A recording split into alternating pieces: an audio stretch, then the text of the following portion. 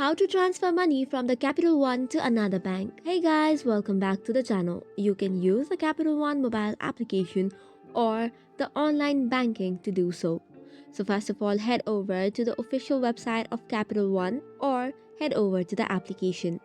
Next step is log in or sign in into your account by using the credentials, username and password. Now that you have logged in, first of all, access the transfer option. After that, you will be required to fill in the transfer details. This includes the account from which you will transfer, choose the destination account, enter the bank name, provide the bank account number, add the recipient's name, and specify the specific information such as amount to be transferred, frequency to be transferred, and the transfer date. Likewise, you can even add a memo for reference. After all of this is done, you can receive all the entered details at the end of the page. Once reviewed, tap on transfer to complete the process.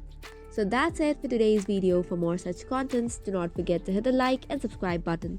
Thank you and keep watching.